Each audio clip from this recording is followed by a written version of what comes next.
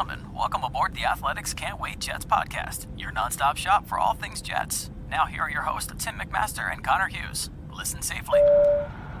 Can't wait!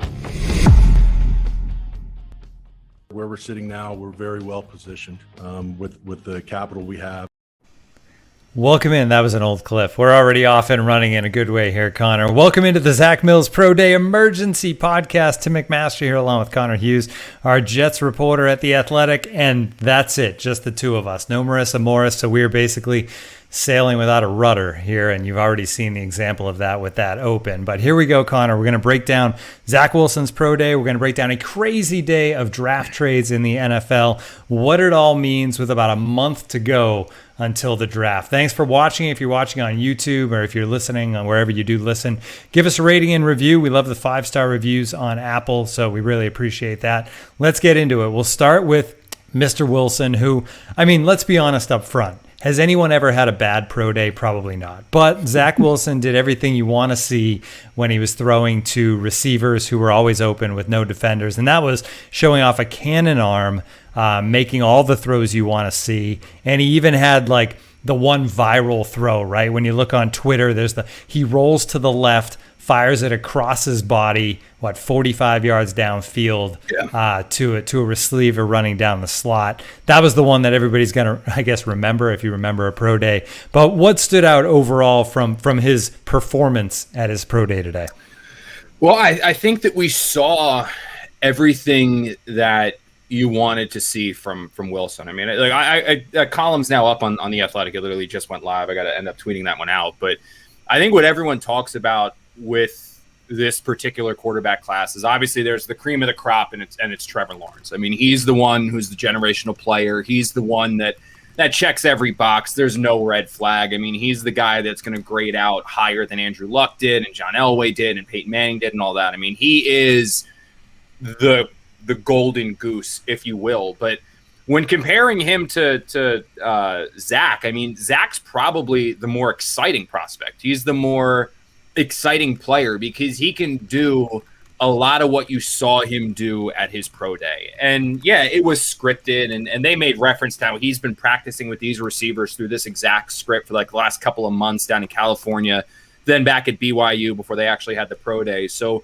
you expected the accuracy. You expected very few passes to hit the ground. I mean, you expected to see a lot of that. I mean, Daniel Jeremiah was on the broadcast, I believe, for NFL Network, and watching it from home, you heard him say that it was basically show and tell and a trick shot competition. I mean, but you saw everything you wanted. I mean, a guy who has the – sorry, I got to – like windy as hell in Jersey, so I keep hearing like – I forgot that like I left my windows open. I feel like there's a freaking tornado outside. But you saw that the ability to add different velocities to different passes. You know, there was the laser beam throw where he hit the guy on the deep in 25 yards down the field where the ball was on a rope. But then there was another one where he kind of floated it over a would-be defender and into his tight end hand. Then you saw the ability that I think what really stood out.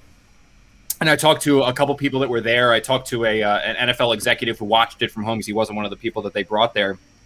And he said, the quote that I got was, he's different, that he's a different player, and his ability to make every throw, his ability to throw with different arm angles. And the quote was, his ability to throw off platform is what tells you he is a guy that's ready for the NFL, because he does things that other people can't do. And the highlight throw that you talked about is a pristine example of that. It's the play action, roll out to your left, your feet aren't set, you move across your body, you flick the wrist, and it goes 55 yards down the field. I mean, that's not normal. That's I don't care if there's a defense on the field. I don't care if you go to Alabama, Clemson, BYU, Monmouth. I mean, it doesn't matter. That's an unbelievable next level throw. And he made it look routine, and he made it look easy. And from an arm talent perspective, I think he might be the most talented thrower in the draft. Now, obviously, there's a lot more to it. Like, you look at Trevor Lawrence, he's got the perfect size. He can read every defense. He's played the top-tier competition. He's won a national championship. He's done all these things.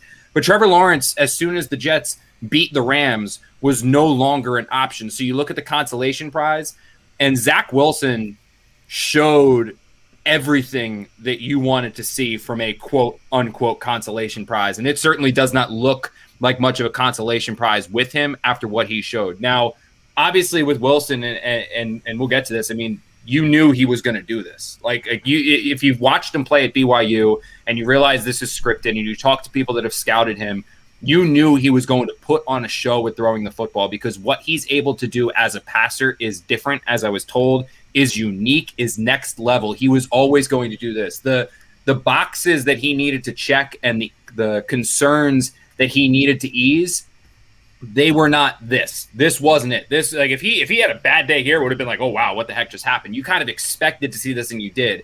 Now he's got to pass the interview portion of it where people want to talk to him and get to know who he is as a person, because normally you have that opportunity, Tim. You have the opportunity at the NFL Combine. You have the opportunity after games. Like, you get a chance to talk to these kids.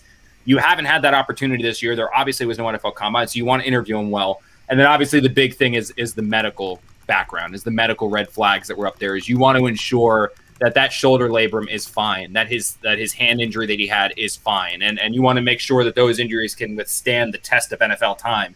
And if they can, I mean, there was nothing that he showed on the field that would make you say, I missed that. Or there was nothing on the show that would make you say, I can't take him. I mean, it was as good as advertised. And I think it was what you expected to see, and even more.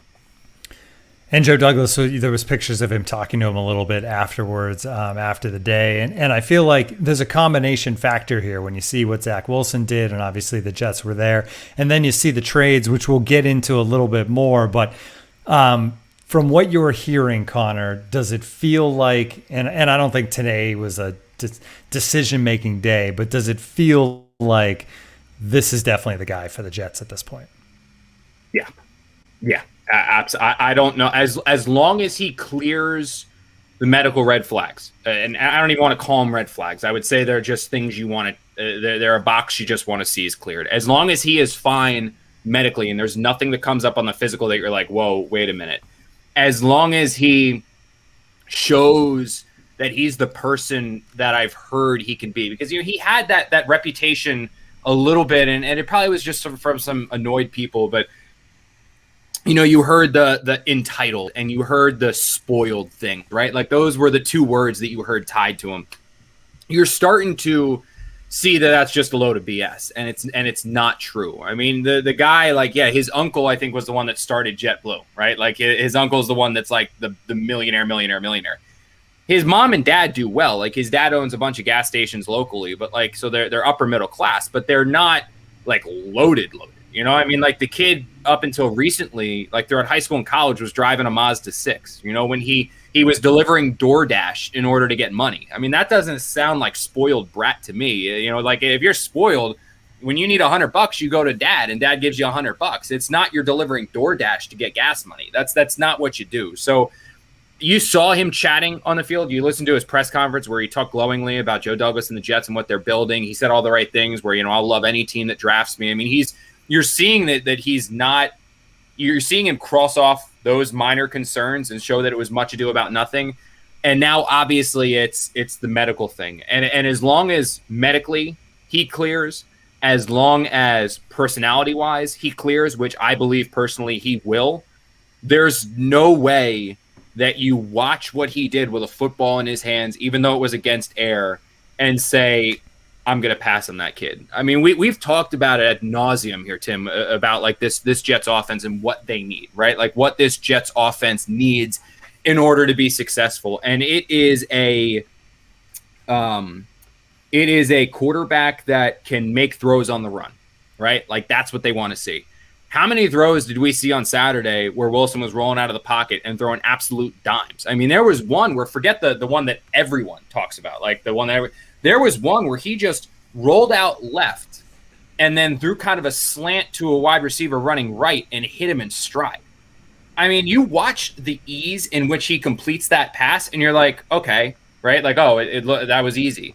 But like Daniel Jeremiah said it perfectly. That's not an easy throw. There are not many people in the world that can do that. And he's just like, flick of the wrist makes it look easy. I mean, his ability to throw off platform, that's where you get the Aaron Rodgers comparisons and the Pat Mahomes comparisons. And Zach Wilson's not Pat Mahomes.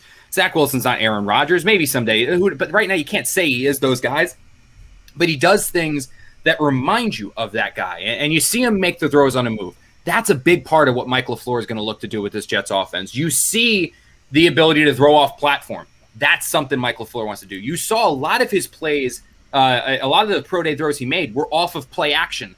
That's a big part of this Mike LaFleur offense. And then what takes this Kyle Shanahan scheme, which LaFleur is bringing to the Jets to the next level, and like I said, we've said this before in this podcast, is the ability to stretch the ball down the field. So when you can't establish the run, when they take away the run, and now the quarterback has to beat you, you need to be aggressive with the football, play within the pocket, and stretch the ball down the field. Sam hasn't been able to do that throughout his NFL career. You saw today, though, the throws that Zach Wilson can make on that next level that would take this Shanahan offense that teams figured out how to defend in San Francisco because of the quarterback they had under center. Because of Jimmy Garoppolo, they knew, okay, if we make Jimmy beat us, we'll beat the San Francisco 49ers. With Zach Wilson and his skill set, he erases that defense. Because now if he's able to stretch the ball down the field with the accuracy, with throwing on the move, and the Jets are able to get a run, I mean, the offense almost becomes indefensible. Like, it's you don't really have a defense for it when you have that type of a quarterback under center. And I know I talked to some people that were, like I said, I talked to people that were there. I talked to people that watched it like I did. I talked to people within the Jets building, and the reviews that I heard back, I mean, it's remarkable. I mean, I talked to a couple coaches that were just like, that were amazed at what this guy was able to do. And I think ultimately what's going to happen, and this was what we've kind of talked about, like the potential of this happening, is that when the Jets are on the clock at number 2, they're going to have Sam. They like Sam. They genuinely believe in Sam. There's going to be Justin Fields out there. There's going to be Trey Lance out there. There's going to be the opportunity to potentially trade for someone.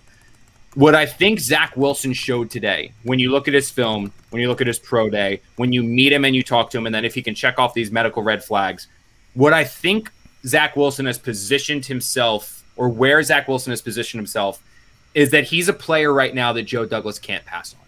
That he's running the risk right now. He's elevating his stature to the point where Joe can't risk being known as the guy that passed on Zach Wilson. That if you draft Zach Wilson and you miss, but all of these signs pointed toward the positivity, it's to the point where I don't know how the Jets pass on him, because he is so physically gifted. He has such the persona now that's really starting to shine through. If his medical history is fine, I don't know how you don't bring this kid aboard, because a lot of what you saw on Friday was special. It was, as I said, I talked to one executive. He said different. And when you have a different player and as someone who is special like that and unique like that, it's very difficult to not bring him aboard. And when this brain trust gets together, when Jaime's here and Christopher's here and Salah's here and Joe's here and LaFleur comes into the mix, I don't know how all of these guys don't say, we need this kid. And I wrote this as my lead for the column today, and it's so true. It is like Joe Douglas likes to have the poker face, right? And Robert Saleh the poker face and LaFleur the poker face. Like, they're not going to tip their hand. It is a damn good thing that those guys had masks on when they were watching this BYU Pro Day, because you might have the best poker face in the world. There is no way you can control the hiding of your intent when your jaw drops. And there were some throws that Zach Wilson made that, me watching from television or on the television, my jaw dropped. And if I was seeing it in person, standing next to Joe, standing next to Robert, standing next to Mike, their jaws dropped as well, because this kid he is a different level of arm talent. And the crazy thing is, like, you think about really talented arm quarterbacks, right? Josh Allen, ridiculous arm, but needed so much work. Pat Mahomes, ridiculous arm, needed a lot of work. Aaron Rodgers, ridiculous arm, needed a lot of work. Zach Wilson doesn't need that much work. The footwork is good. The arm, like the throwing motion, is good. The release is quick. His eyes are good. The only thing he needs to do is just get used to top tier competition. Other than that, I mean, he's not a finished product. He's not Trevor Lawrence, but he is much further along than Mahomes was as a rookie, or he'll be much further along as a rookie than Mahomes was as a rookie, or Rodgers was as a rookie, or Josh Allen was as a rookie. I mean, that's this kid's special, man. I genuinely believe he's going to be a special player. And what it makes me think about is you think about ceiling, obviously, but then you think about floor, right? And when you compare him to the other guys, Trey Lance and Justin Fields, to me, and we say it plenty of times, we're not scouts here, Connor, you and I, and I would trust those people. But to me, from what I've seen, he has the possibly outrageous ceiling based on everything you just said with the throws and what he can do physically. But it feels like the floor is also higher for Zach Wilson than Fields or Lance, just because we've seen more of him, and that's part of the reason, but we've seen Fields have these bad games, right, where he makes the bad decisions. And you can almost like picture that in an NFL game, and, worst case scenario, it goes that way and he becomes this guy that makes too many mistakes and turns the football over. And then with Trey Lance, it's just a guy who, what have we really seen, right? He's played one full season of low-level North Dakota State football. So while he has these, great gifts as well, it's just so much unknown. You're right. He separated himself from those other guys. And I think that we'll talk about it as we get into the trades a little bit, that I think the league has kind of figured out that the Jets are probably going this way. But before we move on to the trades, do you think Zach Wilson had Magic Spoon for breakfast this morning? I think he might have after seeing that performance. Yeah, it's Marissa possible. Would be proud. Marissa en route to Maryland would be very proud with that one.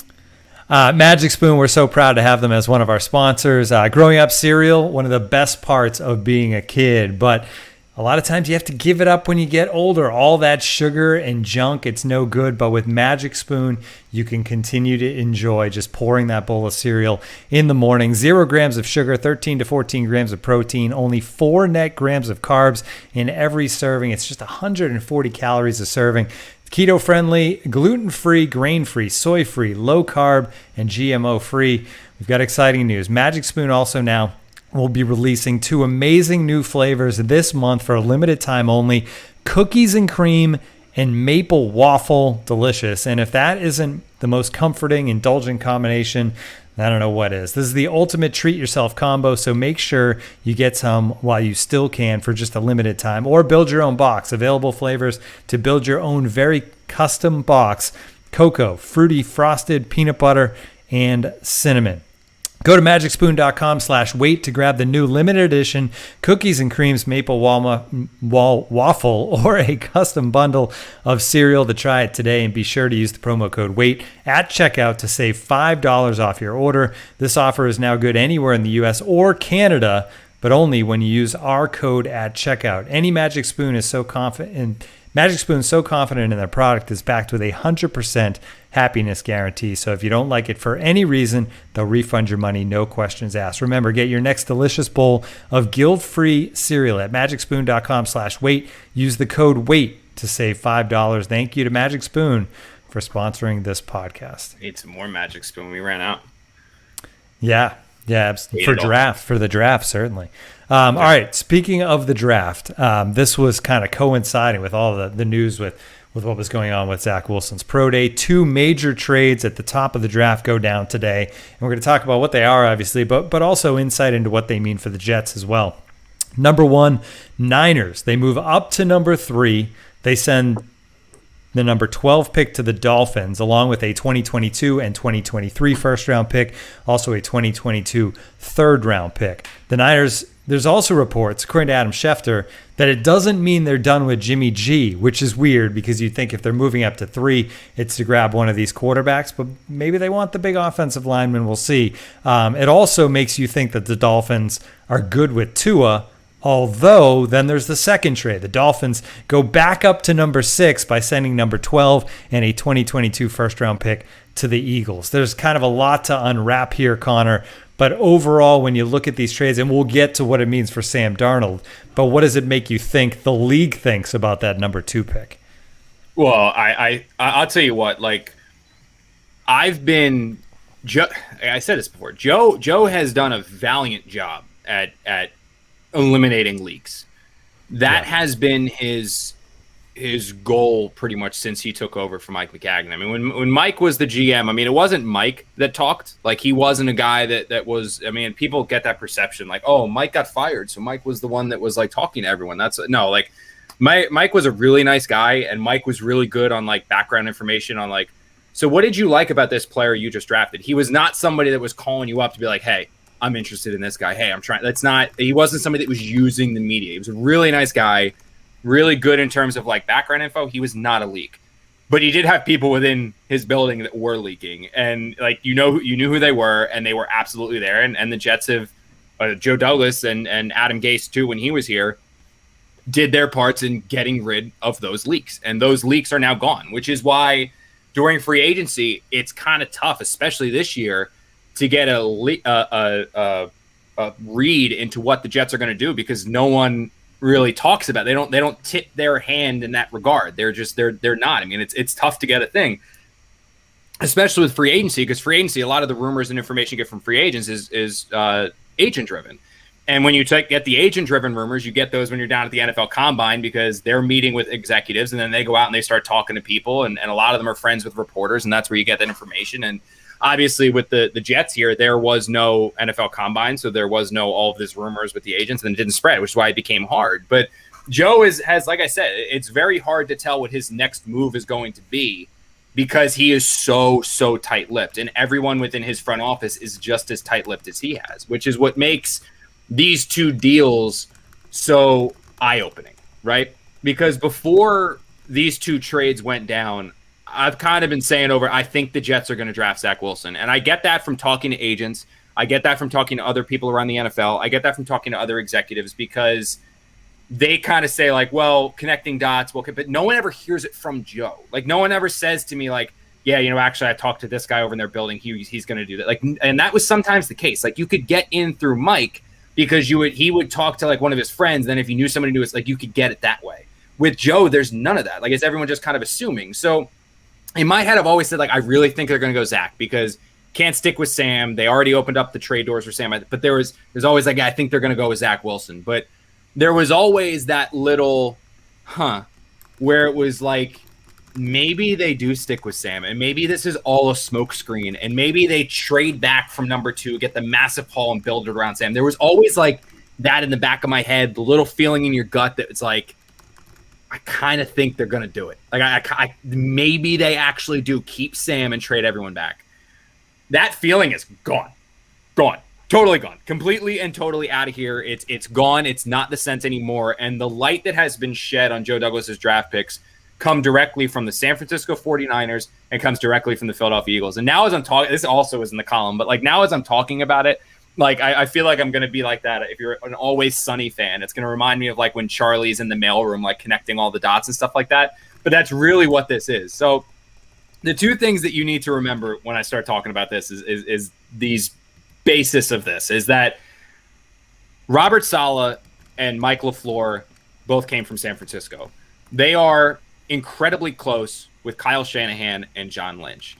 They are that relationship is immensely the case when you talk about Kyle Shanahan and Mike LaFleur, because those two guys have been together since 2014. I mean, they're best friends. Like they're genuinely that close with each other. Those guys are close, right? Joe Douglas, before coming to the Jets, spent 3 years with the Philadelphia Eagles, where he built an incredible relationship with Howie Roseman. I mean, I remember talking to Howie for a feature on Joe Douglas shortly after the Jets. I talked to Howie for a feature on Joe Douglas shortly after the Jets hired him as GM, and Howie spoke glowingly of him. Said, he realized he had something special, but what makes Joe special is who he is as a person. He did everything he could to prepare Joe for being a general manager. All of it, like, just spoke glowingly about him. When Joe had his introductory press conference, he talked about how Howie and him and the Eagles staff are going to walk through like the history of the NFL because they won that Super Bowl together. I mean, they are genuinely that close. So Howie is very close. Oh, that's a phone call. Howie is very, very close to Joe. Robert Saleh, Mike LaFleur, very close to Kyle Shanahan, John Lynch. The 49ers didn't give up all of that draft capital unless it's for a quarterback, period. Like you don't trade 3 1s and a 3 to go up unless you are going up for the quarterback. You don't give that up for a defensive end. You don't give that up for a receiver. You don't give that up for a corner. You don't give that up for a tackle. You give that up for a quarterback, period. Which quarterback, I don't know. But you go from where they were to number 3, with the intent of taking a quarterback. Trevor Lawrence is obviously going number 1. He's going to be the number 1 pick, which means that if the 49ers, with the 49ers going to number 3, not number 2, they are running the risk that, 1, the Jets take a player that they believe is a franchise quarterback. Because if they're going up to 3 for a quarterback, they are saying, I believe that X player is a franchise quarterback, whether it's Mac Jones, Trey Lance, Justin Fields, doesn't matter. They're saying there is a franchise quarterback in this draft who's not named Trevor Lawrence, and we're going to get him at number 3. But by going up to number 3 and not number 2, you are running the risk of, 1, the Jets draft that player, or 2, the Jets trade that pick to a team that then gets that player. There are 2 ways that you eliminate that concern. 1, you trade up to number 2, or you have those conversations with number 2. According to ESPN, Adam Schefter, who, if you know anything about the sports world, Schefter's voice is basically the gospel. I mean, it's true. Like, Schefter ain't gonna bullshit anyone. He's telling the truth. Schefter said that the 49ers have been trying to go up for quite some time. The one call that they did not make is to number 2. So they never so much as called Joe Douglas to try to trade with the number 2 pick. There is no one who is affiliated with the NFL, scout, executive, coach, or GM, that is not aware of Joe Douglas's infatuation with draft picks. The guy is pick crazy. It's always been pick crazy. So if the 49ers were willing to go to number 3 and give up 3 first-round picks and a third-round pick, that means they never even so much as gave Joe Douglas an opportunity to say no to 3 first-round picks and a third-round pick. What that means is that the 49ers know that Joe Douglas is not willing to trade the number 2 pick. If they thought he was willing to trade the number 2 pick, they would have called him about the number 2 pick, because they know that ensures no matter what, they are going to get their player. By going up to number 3, though, they know that, 1, Douglas is not going to trade that pick to another team that's going to pick the guy they want. And they also know who Joe Douglas is going to pick at number 2. Normally, that can seem asinine, that can seem crazy. You know, the Carolina Panthers don't know what Joe Douglas is going to do. The New York Giants don't know what Joe Douglas is going to do.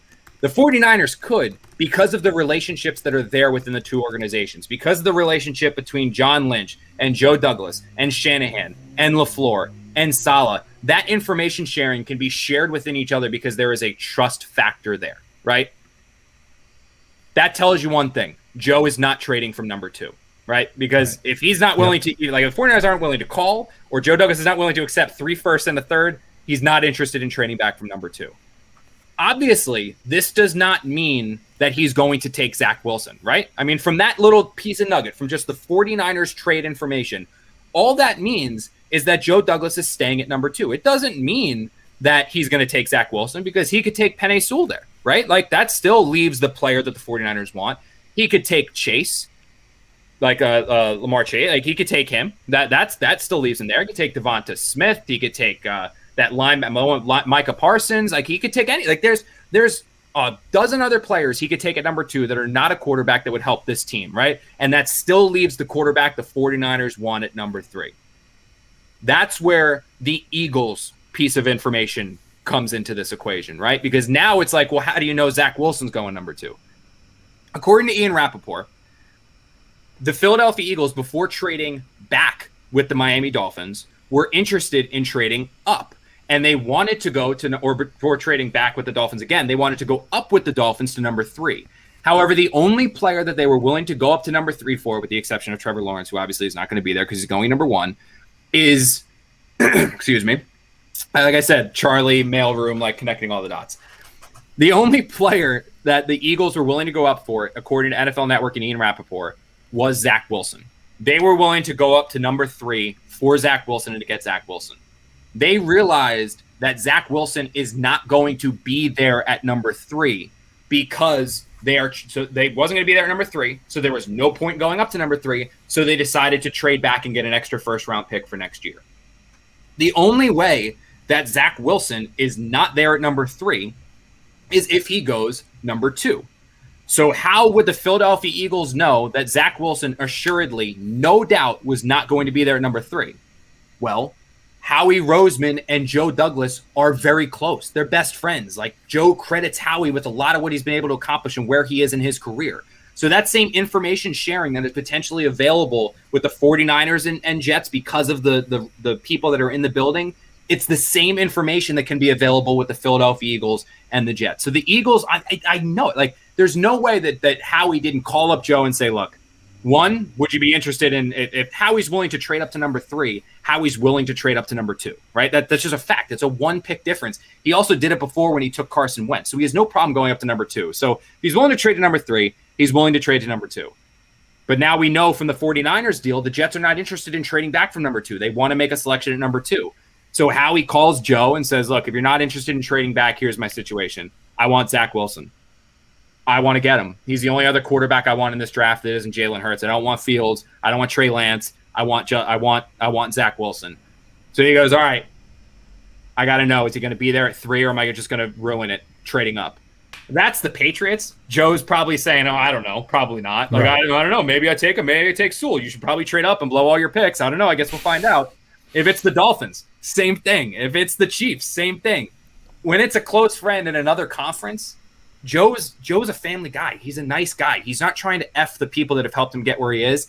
There's no doubt in my mind that Joe turned to Howie and said, look, man, we're probably taking Fields. There's no point you going to 3 because he's not going to be there. And so Howie said, okay, fine with me, moving back. So the rumors have always been out there. I've always thought the Jets were going to pick Zach Wilson. I've made that abundantly clear both in print. I've made that abundantly clear in audio. I've TV, everything. I've made it clear that I think Zach Wilson's the quarterback.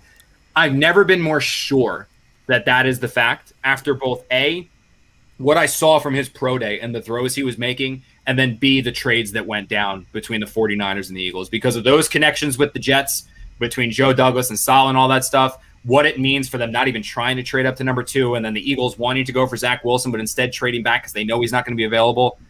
Jet fans, if you want to start pre-ordering your number 1 BYU, if you want to get BYU jerseys, if you want to pre-order your number 1 Zach Wilson jerseys, which, by the way, number 1 jersey, like Elliot Shore Parks, who covers the Eagles we work together at NJ.com. He now covers the Eagles for WIP. He has this like franchise quarterback swag rating that he does or something like that. It's hysterical, the characteristics about if you're a quarterback 1 based off your swag. A quarterback wearing number 1 with the headband, that's QB1, man. That is, and we're not even talking about the fact when he was a senior in high school, he took 2 BYU cheerleaders to his senior prom. We're not even getting there yet. Like that's next level like swag. But now we're talking about just as the player and what he looks like in the number 1 jersey.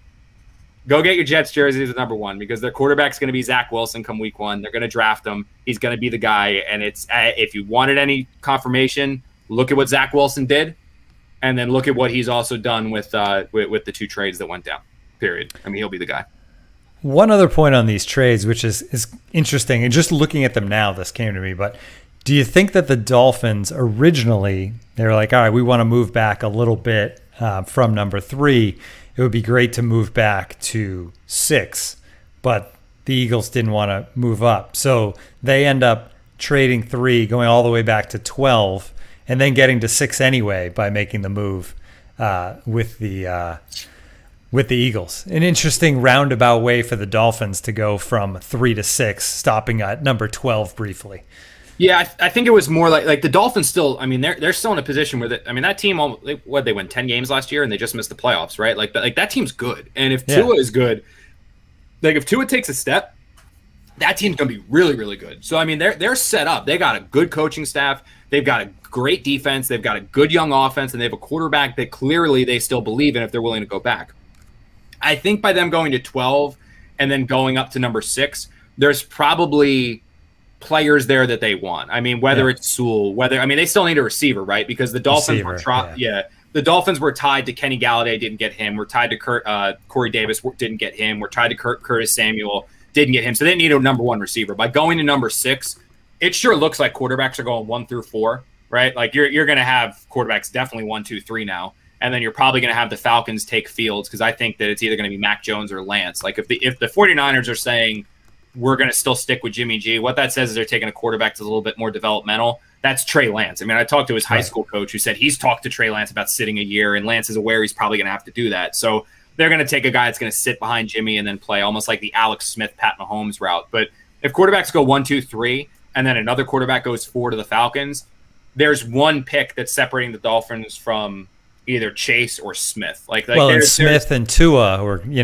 the college combination there. It makes so much sense. Exactly. And even Sewell, like they could also technically go Sewell. Like, I mean, that's a possibility as well. So no, I think it was the Dolphins wanting to go up, and then the Eagles realizing, okay, the only other quarterback we see as a franchise quarterback aside from Lawrence is Zach Wilson. We're clearly not getting Zach Wilson because he's going number 2. So now let's start putting our eggs let's start playing the CYA, right? Like that's basically what Howie Roseman said. We're going to cover our ass. And it was, we have Jalen Hurts, who we believe, but again, like when the Eagles drafted Jalen Hurts, they didn't draft him to replace Carson Wentz. They drafted Jalen Hurts to be another piece of the offense, and basically like their Taysom Hill is what they wanted. And then obviously Carson Wentz got all upset and cried and wanted to trade because he got benched because he sucked.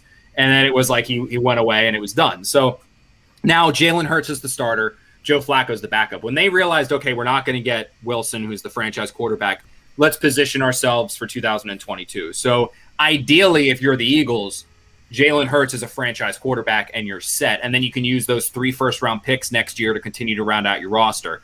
But by not getting Wilson, because you realize it's not a possibility, and then trading back and getting that extra first-round pick from the Dolphins, what you're now in a position to do is that if Hurts is not the guy, you now have enough draft capital next year to either trade up organically or draft the guy with your first-round pick, depending on how the season goes. So I honestly think that's what it was. I don't think it was like anything more than that. It was just Howie playing the CYA, that there's no player that we have to have where we're picking at 6. So let's move back to 12, get the extra first-round pick, cover ourselves in case we get a quarterback. We need a quarterback next year, or if not, we can still round out the roster. All right, there's one more thing to get to in this day of news, and that is what it all means for the quarterback that's currently on the Jets roster, Sam Darnold, because we had a handful of teams, right, when this offseason began, Connor, that were options for trades with Sam Darnold. It is slowly dried up week by week through free agency. And now today, too, when you think about the 49ers were one of the possible teams that you could maybe strike a deal with. But now they're in the position at number 3 to take a quarterback. They still have Jimmy G. I mean, Denver's been a conversation, right? Just because of Elway and how much he liked Darnold coming out of college. Is that basically it at this point? I mean, I guess that's one question. The other question is, did Joe Douglas wait too long? The waiting too long is a good one. I mean, but look, like potentially, yeah. But what if, like, yeah, did he wait too long? You can make that argument now because it's in hindsight. But what if Zach Wilson looked like crap today, right? What if he goes into what if Zach Wilson went into this interview process and was basically like, F everybody, I'm the best there is, and like bombed the interview. And then there was a massive red flag on his medical thing that was like, yeah, his shoulder is basically being held on by a thread.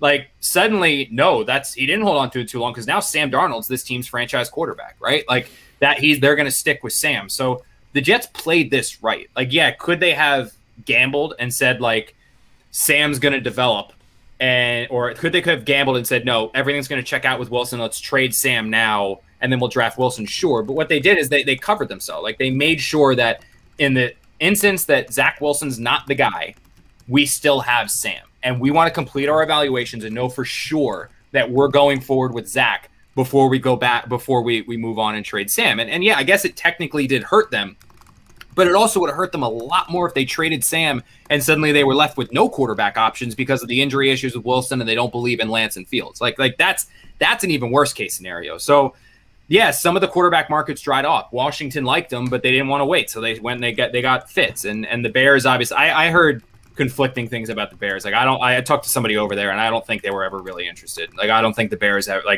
were like, yeah, he's got some talent, but I don't think they were ever going to move forward with him. That wasn't something Chicago really wanted to do. So I am under the impression that like the team list for Sam is pretty much down to 2.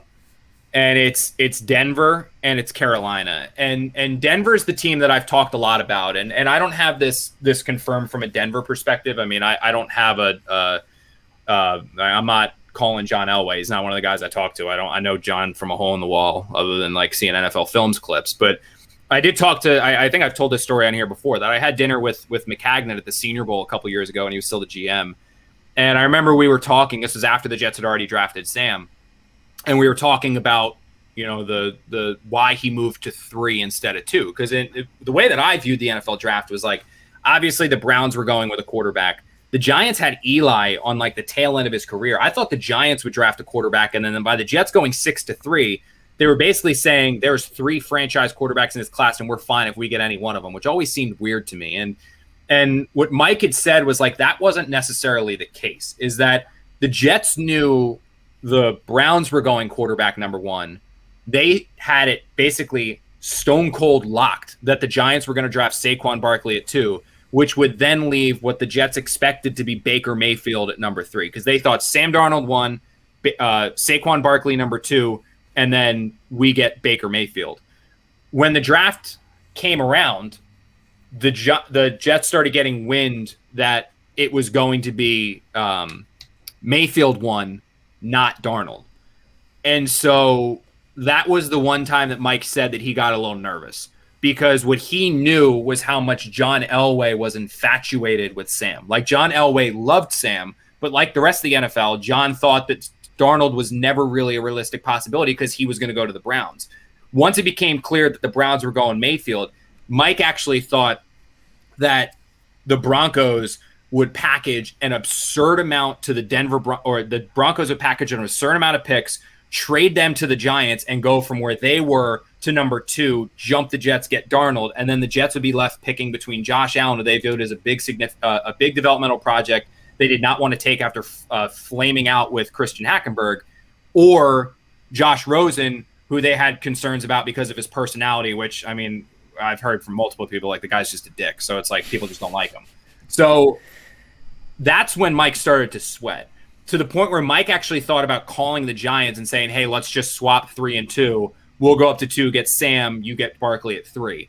What he ended up doing, though, was sticking to his guns, because he had heard from his sources and all the people that this organization has plugged in elsewhere that the Giants were taking Barkley and they refused to trade that pick. The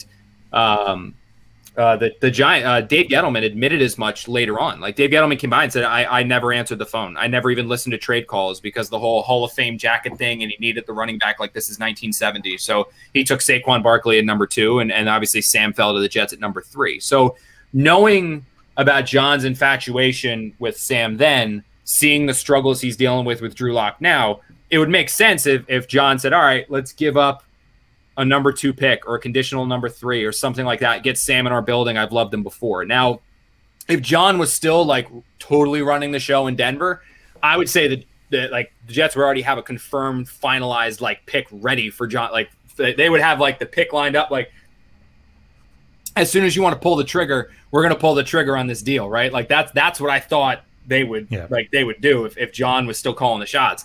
With Patton up there, Patton is a highly respected guy. He's not going to overpay. So while there's probably going to be some interest, because I don't know what Patton thinks of Sam, but I know what John thought of him.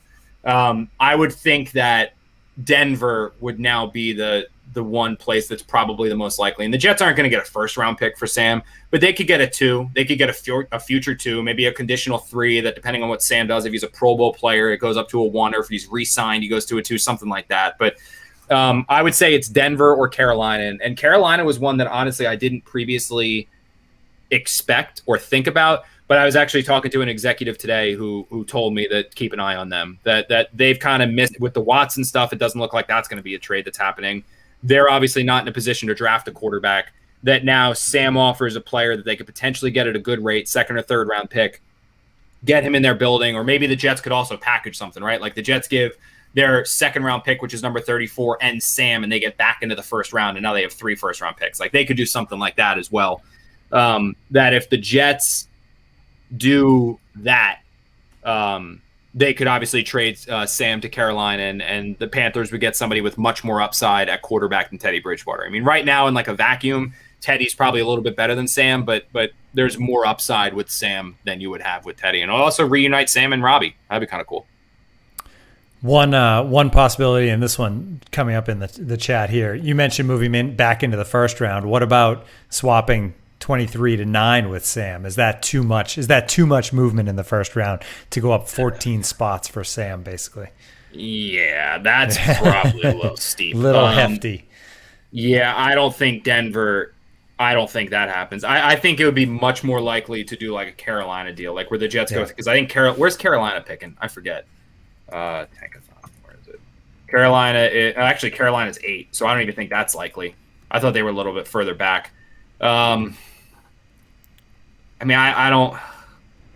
Maybe I find that hard. I don't think you can go from 20. I don't think Sam has enough value where you're going from 23 to 9. Like, you would probably have to include like a future 3, like Sam and a future 3 and 34 to go up that high. I don't think that's happening. I mean, I really don't. So, I mean, we'll see though. I think that's I don't think if it's Carolina or Denver that's possible to go to 23 to 9 or 23 to 8. I mean, that would be a serious job. I mean, if the Jets got that offer, you do it. That's a great trade. Yeah, Jets do it in a heartbeat. But I don't think that Matt Rule's going to do that. I don't think that Patton will do that. I think it's probably more likely with those two teams you get a second round pick. All right, we've covered most of it. The news today. Any final thoughts here before we say goodbye? No, I'm supposed to play golf tomorrow, though. So if you guys are looking for any additional Jets news, I would expect something very big, like maybe a Sam Darnold trade, a Deshaun Watson trade. Maybe they give Marcus May his contract extension. I expect like a really big Jets news, like right around the time I step onto like the 4th tee. I would think it'd be right around there. Like I'll get rolling first tee, hit like a par, bogey par. I'll be like maybe 1 over, maybe 1 under through 3 holes. Then bam, the Jets will hit with some major news that breaks while I'm trying to enjoy my Saturday with some friends. That's what I would say to expect, because that's kind of where the Jets tend to like to throw these random things that happen unexpectedly. It's usually when I'm either out to dinner with Bree, visiting my parents, or on a golf course. That's usually more often than not. Okay, the guys, golf course. See you later. Yeah, I did have a good round though, Tim, the other day. I had shot an 84 until I did miss a 3-foot putt though to set my personal best 83. So I responded still by muddy going out or putter. Still muddy on the course or drying up a little bit? I did that last weekend, which is when it was not. It was like 68, 70 degrees and sunny, and the course was actually pretty dry. I tried to play. Oh, Marissa's here. There you go. Just thought we'd throw that up there. Marissa, not with us live, but Michael making his podcast debut too. watching the show in the car on the way. So nice of her to join us. She was also in the chat as well. I don't know if you noticed that, Connor, but still policing it, I hope. Marissa's still policing the chat. I'm glad that I just learned how to do that feature here on the live stream. Yeah, not bad. I'll be honest, you played the Marissa role pretty well. That was pretty risky right there. Anything from my computer could have popped up there, but I successfully used just the picture I was looking for. All right, that's going to do it for us. Thank you so much for joining us for basically happy hour here on a Friday, 5 o'clock. Thanks for joining us. If you're listening on the podcast, we weren't planning to do a show today, but the news makes us spring into action. We probably won't have a show next week, but then we'll be back the following week to continue to get ready for the draft, which is about a month away at this point. Late April in Cleveland. It's coming up quick. Great time to sign up for The Athletic if you haven't already. $1 per month right now, up to 6 months. So go to theathletic.com/can't wait. Get all of Connor's great writing, all of our other NFL writing at theathletic.com/can't wait. Just $1. Also, if you're a big college basketball fan, check out Ding U, presented by BetMGM. They're covering all the action here. They'll be coming up on Monday and Tuesday, and they'll also have a preview of the championship game as well. So check that out. It's on the Daily Ding feed, the Athletic podcast. They're also streaming on YouTube in the afternoon. So if you're a college basketball fan, check out that great stuff as well. We'll be back with you again soon on the Can't Wait podcast. Before we sign off, don't sign off yet. Can you sign off yet? All right. I was gonna say I'm gonna throw a little more added juice to see if I can't get some sympathy subs from Jet fans right here, because I have a nice little inner athletic competition going. Oh, yeah, Beat Popper / hashtag Beat Popper. So Dan Popper and I have a deal, right? Popper's one of my best friends. Obviously, if you guys know him, he used to work for the Daily News. He was probably the best Jets reporter the Daily News has had in quite some time. Popper, I love the kid. He's one of my best friends. So he's coming to my bachelor party, which is going to be in New Orleans, COVID permitting. And we have had a deal during this we've had a bet, I should say, during this deal over who can drive the most subs this month in March. And it's been pretty close. But the Chargers have had a little bit more of an event. Thanks, Joe Douglas. The Chargers have had a much more eventful offseason than the Jets have with all these little one-year deals. So he currently has a lead over me in this. And what we're playing for is that we're going to be obviously in New Orleans. is that there are drinks in New Orleans on the line here. So it is like we haven't decided if the loser has to actually drink the drinks, because if you know anything about New Orleans, like that'll knock you on your what, or if the loser has to buy the drinks. We're figuring it out. But I'm currently losing to Popper right now. So Popper does these like daily free agency YouTube videos now and basically begs he shamelessly begs his followers to subscribe for $1 a month so he can beat me, which is just so pathetic. So so now you're shamelessly begging. So now I am shamelessly begging to try to close the gap here. So hashtag beat Popper and sub for the Jets content so I can have a better bachelor party in New Orleans. And if any of you guys want to come, we're going May 14th through the 17th. Come hang out in New Orleans with us. Just walk down Bourbon Street and yell, "Connor, where are you, Connor?" I don't know. I don't think you'll need to yell to find me. I'll be honest with you. I've been down Bourbon a couple times. You don't need to yell to find me on Bourbon Street. I'm usually pretty obvious. All right, that's gonna do it for us. Thanks for tuning in, everybody.